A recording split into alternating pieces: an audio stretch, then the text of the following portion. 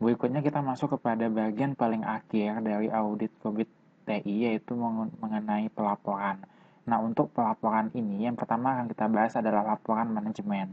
Nah, untuk laporan manajemen, ini adalah contoh cover yang bisa digunakan, di mana ini terkait untuk nama perusahaan, lalu ada tulisan Departemen Internal Audit, tulisan laporan kepada manajemen IT hasil audit dan performansi untuk kuartal pertama Maret 31 2007. Ini adalah sebagai sampelnya saja. Nah, pada laporan ini yang harus ada yaitu pertama adalah temuan masalah, yang kedua adalah rekomendasi yang diusulkan, yang ketiga itu adalah feedback, yang keempat adalah implementasi time frame.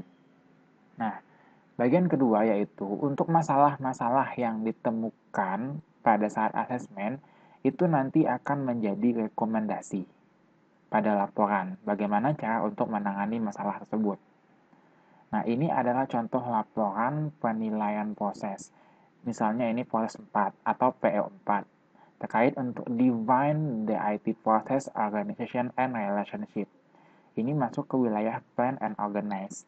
Untuk business requirement-nya yaitu tangkas dalam merespon strategi bisnis sambil mematuhi persyaratan ketertaatan dan penyediakan kontak point yang terdefinisi dan kompeten.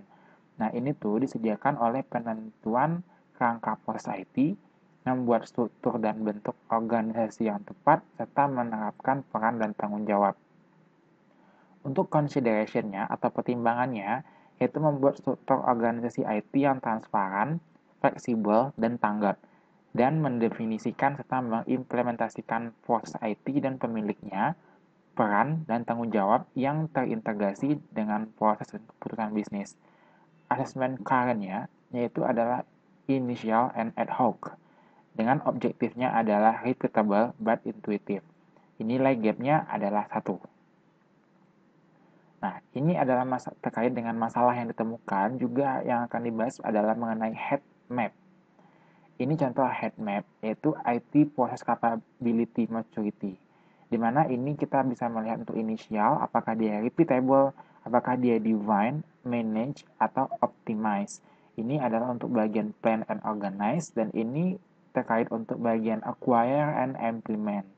Untuk plan and organize diambil dari PO1 sampai dengan PO9, PO1, PO4, PO5, PO9, dan untuk acquire and implement itu terdiri dari AI3 dan AI5.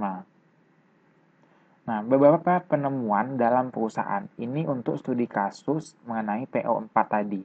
Ini yang pertama adalah untuk kondisi perusahaan. Kondisi perusahaan ternyata ditemukan kalau perusahaannya itu adalah high risk.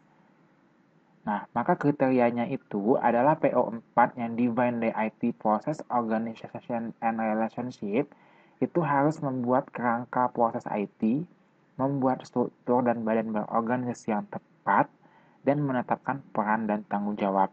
Nah, temuan ketika melakukan asesmen yaitu adalah manajemen belum banyak menerapkan proses IT PO4 dalam perusahaan, dan pengorganisasian IT masih partial dan informal, serta struktur pengorganisasian IT masih tumpang tindih. Nah, ini terkait dengan rekomendasi.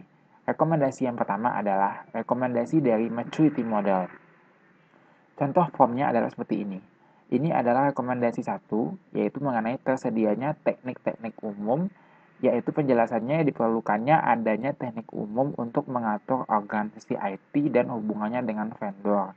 Untuk statusnya dijelaskan di sini apakah ada komentar, sumber dayanya siapa, penanggung jawabnya siapa, dampaknya bagaimana, prioritasnya levelnya bagaimana. Di sini untuk prioritas kita bikin sedang, statusnya ini belum dimulai, dibuatnya kapan, selesainya kapan, biayanya berapa, dan jumlahnya berapa. Ini adalah rasio biaya. Nah, untuk rekomendasi kedua adalah control practice dari COVID 4.1.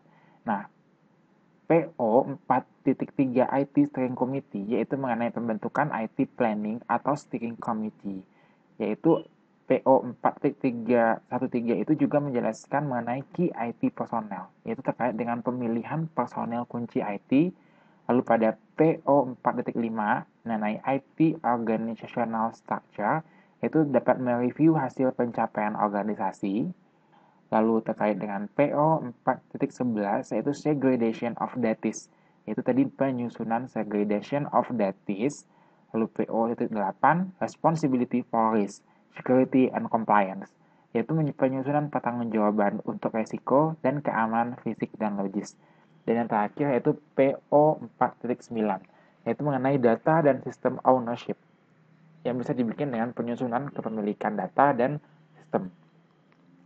Nah, untuk rekomendasi manajemen, yang pertama yang perlu kita lihat adalah mengenai komentar manajemen. Nah, komentar manajemen itu adalah untuk memperwujudkan kontrol praktis agar diterapkan sesegera mungkin.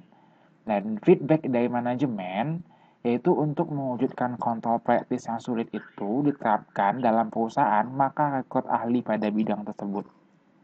Nah, jika memang kebutuhan penambahan personel sangat mendesak, maka lakukan sesegera mungkin dengan bantuan ahli IT untuk penyeleksian sumber daya baru. Nah, rekomendasi keempat itu terkait dengan implementation time frame. Nah, ini adalah contoh time frame di mana auditor memonitor perubahan nilai indikator secara terus-menerus. Nah, tujuannya di sini adalah untuk mengetahui control environment dan outgoing measurement. Yang merah ini adalah expectation, yang hijau ini adalah reality.